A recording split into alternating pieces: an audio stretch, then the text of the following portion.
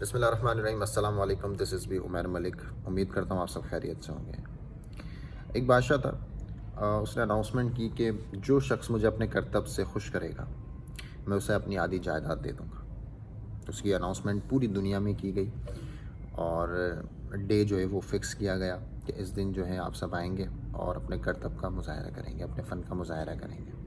میدان سجایا گیا. بادشاہ تشریف فرما ہوئے.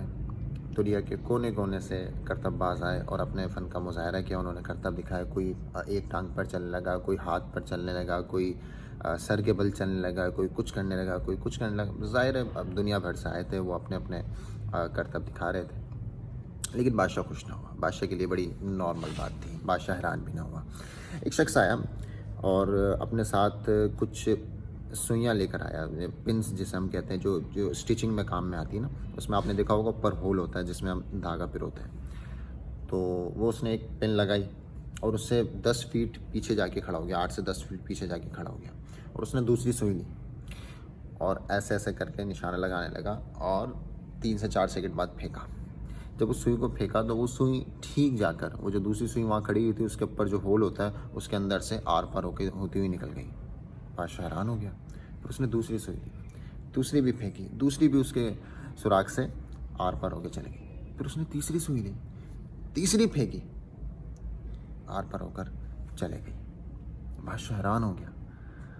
بادشاہ نے کہا مجھے یقین نہیں آ رہا تم نے یہ کیا کیسے, ایک مرتبہ پھر کرو. اسے پھر 3 سوئیاں دی گئیں. اس نے پھر ایک پھینکی, دوسری پھینکی, تیسری پھینکی, تینوں دوبارہ اس ہول سے پاس ہوتے ہوئے چلے گئیں.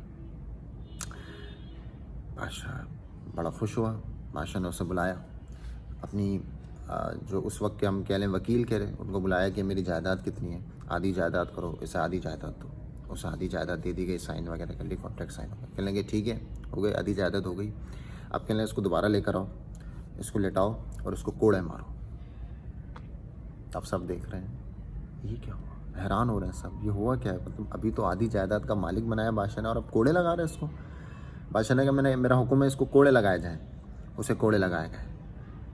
کہنے لگے پھر لگاؤ. اسے پھر لگائے گئے. پھر اسے جب سکون مل گیا اسے کہا پھر لگایا جائے. یعنی اسے تقریباً کوئی 3 مرتبہ جو ہے وفے سے اسے کوڑے مارے گئے. تو شخص نے جب وجہ پوچھی, بادشاہ سلامت, جان کے مان پاؤں تو عرض کروں آپ نے مجھے کوڑے کیوں مارے.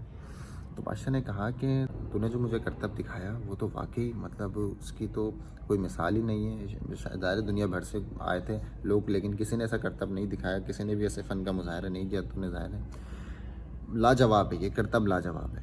لیکن ظاہر ہے اس کو کرنے میں بہت زیادہ پریکٹس لگی ہوگی. یہ ایک دن کا تو کام نہیں ہے کہ آپ ایک ہی دن میں سیکھ گئے ہوں گے. ظاہر ہے آپ کو سالوں لگے ہوں گے.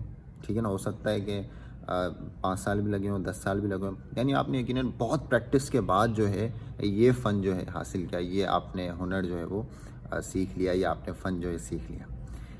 تو میں نے آپ کو کوڑے اسی لیے لگائے کہ تو نے اتنا وقت جو ہے اس بیکار کام میں ضائع کر دیا. یعنی تو نے اپنی عمر کا ایک خاص حصہ اس بیکار کام میں ضائع کر دیا.